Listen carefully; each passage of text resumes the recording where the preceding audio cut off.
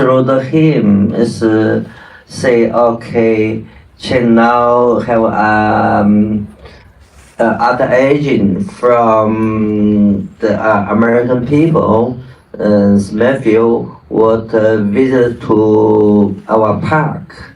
Say his boss very interesting you the sculpture because you sculpture all about human rights, freedom, democracy.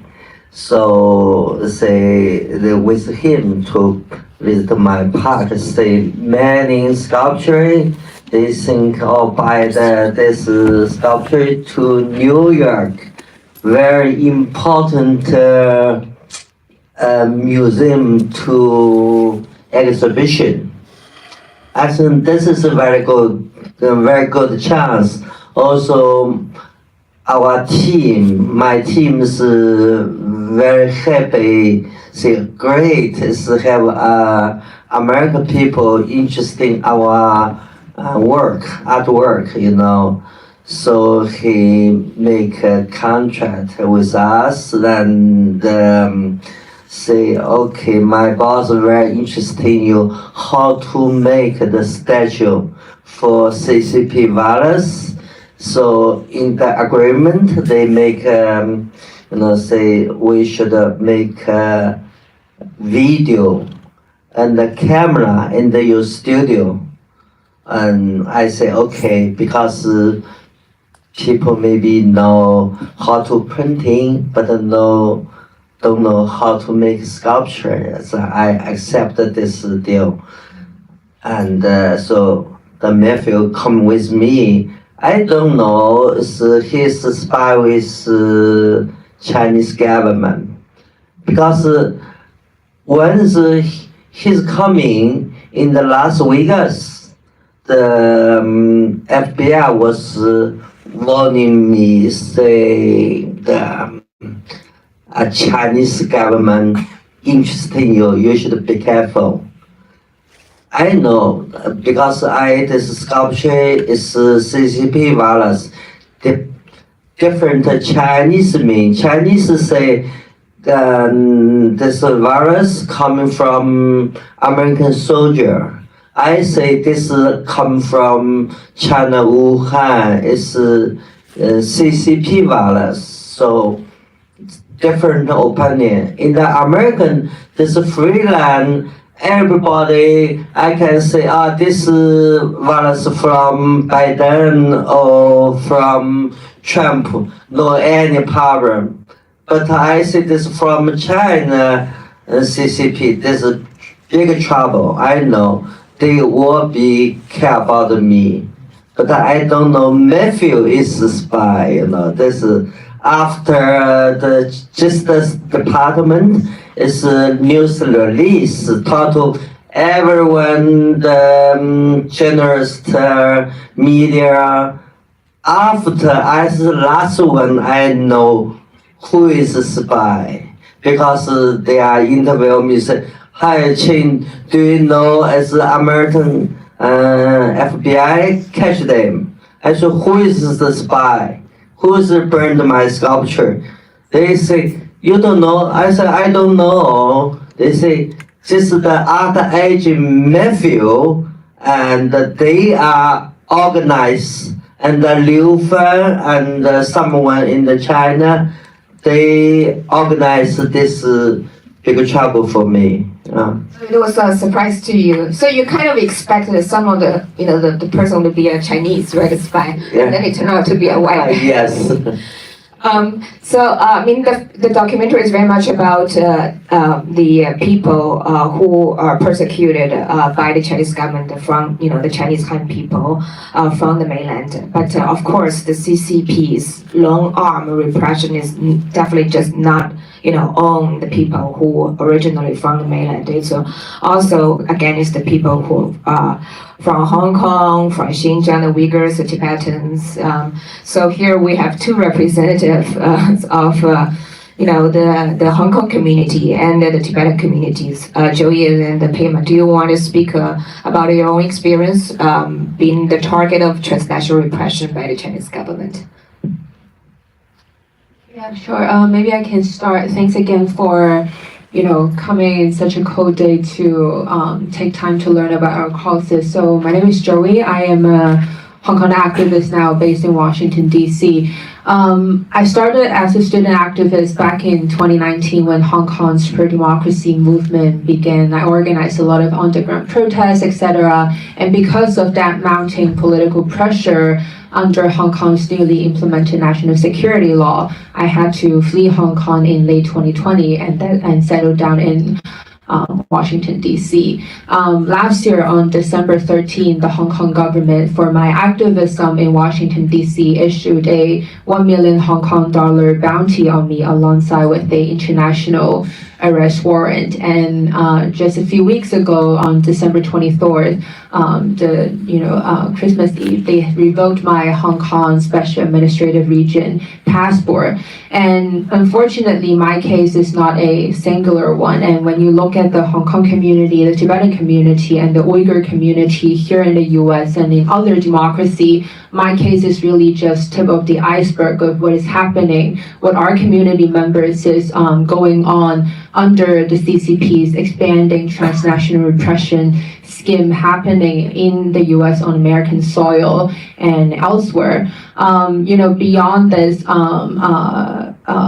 deterrent tactic, by issuing a bounty on me and issuing passports, our community members have long suffered from, various kinds of TNR tactics we call, whether it is online harassment and defamation campaigns, that could be, in-person intimidation during counter protests and in many, many forms. And a lot of them are, gender-based against, specifically younger women activists like myself as well. Last year when Xi Jinping came to the US to attend the APEC summit, a lot of in-person attacks have also, happened to our Tibetan activists and Hong Kong activists who are on the ground. And Pema was there as well, so I'll leave it for her to detail. But yeah, we just want to, through my story and through, Pema's personal experience, just to showcase this, ongoing, expanding scheme of what is happening in the U.S. Thank you, Joey, and thank you, Yi-chan, for hosting this very important space. So, as Yacha mentioned, my name is Pema, and I'm a Tibetan daughter of refugees as well as an activist for human rights. And for me, as well as so many other Tibetans and Uyghur people, this term of transnational repression is something that existed in our lives before it existed in a dictionary. Because I remember being a small kid growing up in Nepal, one of the countries that's most closely linked to China's long arm. It has a very strong presence by the CCP there. And the interesting thing is when you look at what types of transnational repression they were putting onto Tibetans in the Tibetan community there were things that people heard about, like not giving access to documentation. Tibetans that escaped from Tibet along the time when my father did, they still don't have documentation. Their kids are still stateless till today because of pressure by the Chinese government. Refugees are turned away at the border, even violating international treaties because of the Chinese government's pressure. But what I actually experienced, which most sort of influenced my understanding of transnational repression, was being 10 or 11 years old. I was wearing a shirt just like this one, and it was Tibetan New Year's, and I went to Bodhanath, one of the most auspicious stupas in the entire world. It's a day of celebration for the Tibetan people. But I remember everybody was scattered and separated, and there was military with guns that were as tall as I was, perhaps, and they were marching. They weren't talking to us. They weren't pushing us around. They were just occupying that space to let us know that we should try to keep our joy, our identity, a little bit contained. And I've still thought about that experience many times till now, and what I've come to realize is that what the Chinese government fears the most is for us to embrace our identities as one that doesn't belong within the CCP's narrative. And they fear that when we embrace that identity, the world will see the reality of their colonial practices, of their oppression, and the world will see that the source of power for the Chinese government is the silencing and oppression of Tibetans, Hong Kongers, and Chinese people. And once that reality comes to light, once that narrative becomes accepted by global communities, that will be a very threatening aspect to the Chinese government's regime. It will destabilize the very nature of that regime. So although we see these cases of transnational repression like the ones that we saw in the film, it may seem like they're upset about a specific exhibition, or they're opposed to one person's specific issue or campaign that they're lobbying for. The wider issue of transnational repression, it really actually targets the right of people who don't confine within the CCP's model identity.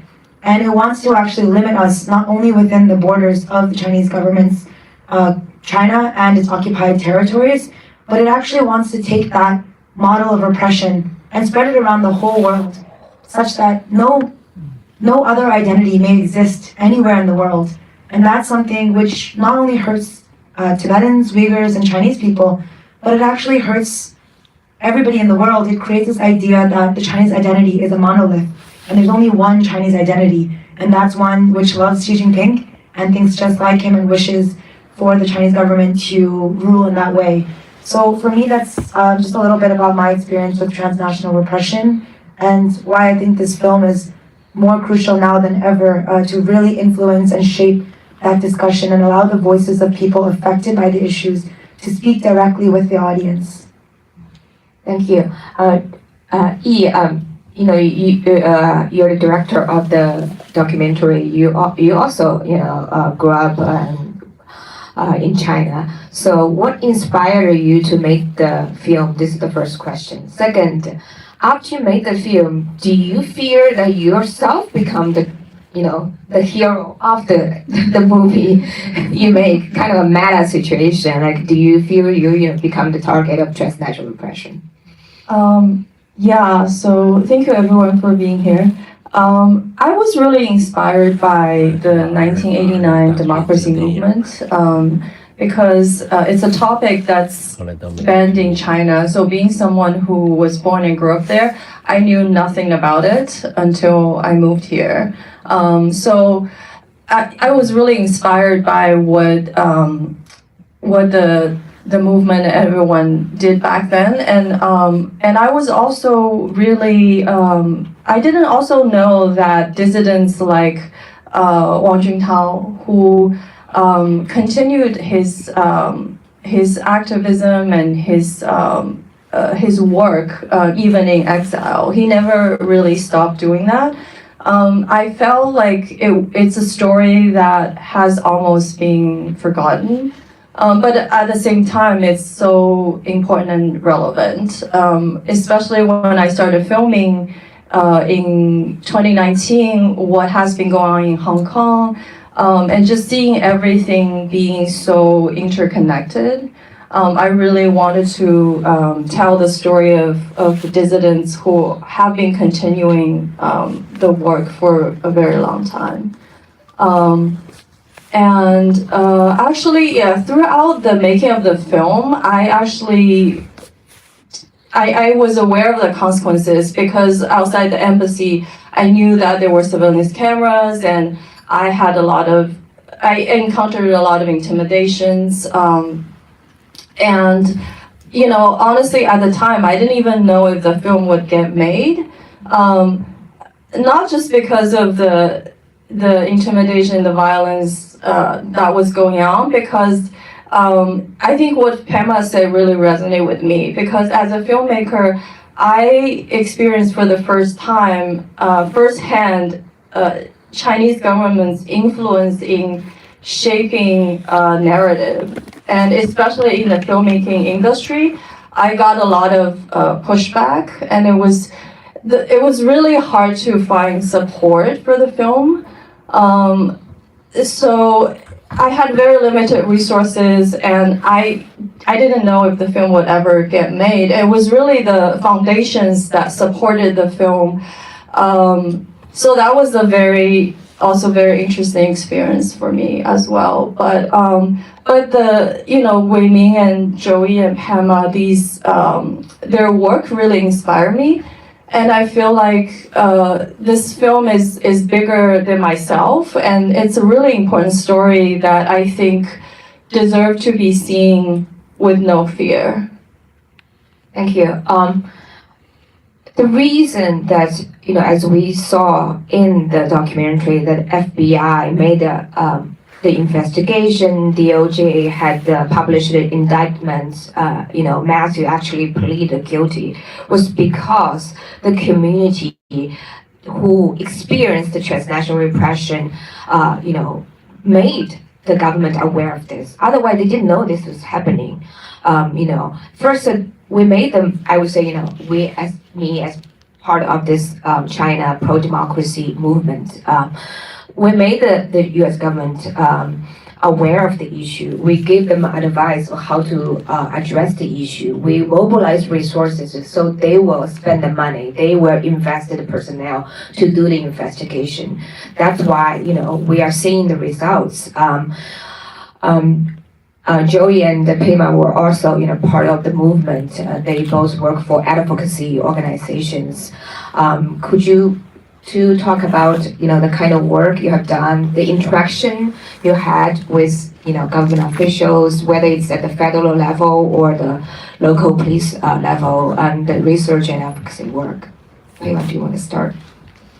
Yes, as Joey mentioned previously, Students for a Free Tibet was one of the organizing groups when Xi Jinping visited the United States, both his previous state visit as well as the recent one in 2023. And I think in terms of that experience, what we saw was that the Chinese government really truly is in this position where they need domestically to have that narrative control.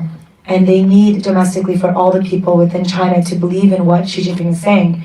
And so that poses this extreme risk where they have activists living in democratic nations speaking out and actually sharing information about the colonial boarding school program inside Tibet, where over 1 million students are being now effectively raised by the Chinese government, and Tibetan language schools are being shut down.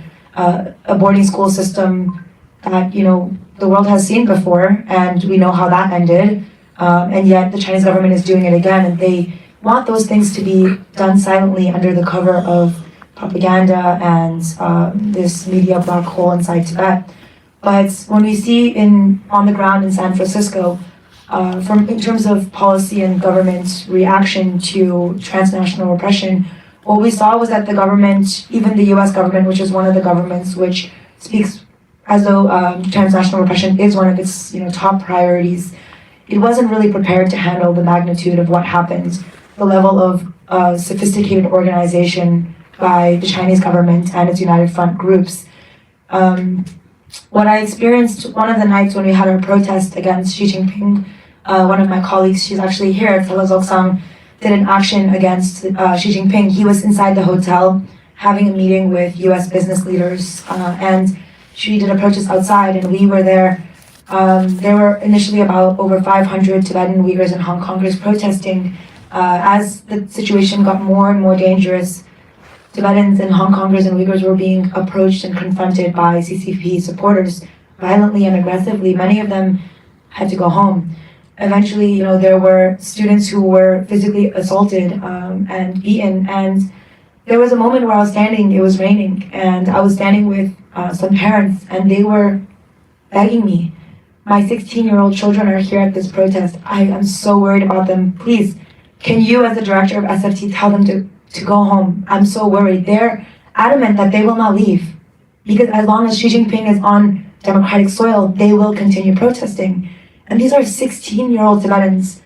They've never stepped foot in a free Tibet, but they believe in this vision so sincerely that they continue fighting. And I think what that really meant to me is that governments like the US government and so many democratic countries around the world have a responsibility to protect those people, to be able to share their voices. Because as an activist, it's not my duty to tell a 16-year-old not to raise their voice. That's the last thing. I don't wake up in the morning to tell people that. So what we did was, we were able to find solutions within our community to keep ourselves safe. We had to create systems where people weren't alone. Even what we first started was a buddy system with 2 people, but we found even that was too dangerous because people were being confronted by groups of 10, 15, 20 middle-aged men with weapons. And they were organized, and they were even colluding with the local Chinese consulates and embassies, as reported by the Washington Post expose, which we were able to liaise on. So all of these things, hopefully you guys can read more about them online, but the main kind of takeaway was that although governments are speaking about this issue more, which is important, they haven't really come up with actual solutions on how to keep protesters and those that are speaking out truly safe on democratic soils like in the United States. Yeah, I will just echo what Pema said. A lot of the responsibility right now in terms of countering transnational repression on American soil falls on the shoulders of people from our own communities who are the very victims fighting on the front lines to counter this issue. Back in 2019, during the peak of Hong Kong's pro-democracy movement, my partner, he used to be an organizer in Boston at the time, organized massive pro-democracy solidarity protests for Hong Kong. And what he encountered was that there are tens of thousands, counter-protesters who are coordinated, organized by Chinese embassies locally, associations supported by the Chinese embassy to violently confront the protesters who are standing in solidarity with Hong Kong. Obviously, in America or in any democracies, I do believe that everyone should be free to express their opinions peacefully, and that includes, pro-Beijing protesters who are here to support the Chinese Communist regime. However, when it turns violent, when the counter-protesters were following him and his fellow organizers back home, having their addresses, having their church addresses, their telephone number, their schools and everything circulated among WeChat groups, there were nothing that the local police could do or have done to protect them. And that happened in 2019. And, fast forward to 2023, when the Hong Kong government issued a bounty on me as a US citizen, the only thing that I could do was to reach out to the FBI and then to document this incident and then the death threats that was being sent to me and my fellow Hong Kong activists who also got a bounty placed on their heads. But there was no concrete action that was coming out from any law enforcement agencies from the US. And if you look at our legislations right now, currently in the US, there is no legislation that is, designed specifically to counter China or Kremlin's transnational repression against pro-democracy activists and dissidents here. The only time that they would get, convicted or as Wang Junpao or as Wang Shujun in the documentary, convicted by the jury was when the time, they actually did physical harm and actual, espionage activities on the Chinese Communist government. But we know that when you talk about TNR, that is not the only tactic that the CCP has been deploying, and we don't have any mechanism available to, effectively address these issues that are, threatening our communities on a daily basis. There was the Transnational Policy Act, which was introduced by Senator Jeff Merkley from Oregon, during the 118th Congress. Unfortunately, that did not go anywhere. And obviously, our communities are going to push hard for it to be adopted in this Congress. However, whether or not this is going to remain a priority for the administration, for law enforcement, whether, mechanisms that are being introduced and proposed are going to be enacted effectively, that remains another question. Both Pema and Joey were mentioning the point. I think it's very important that the awareness is there. There's some actions, but there's not enough, and there haven't been effective solutions. But Wei Ming, I feel like you're more,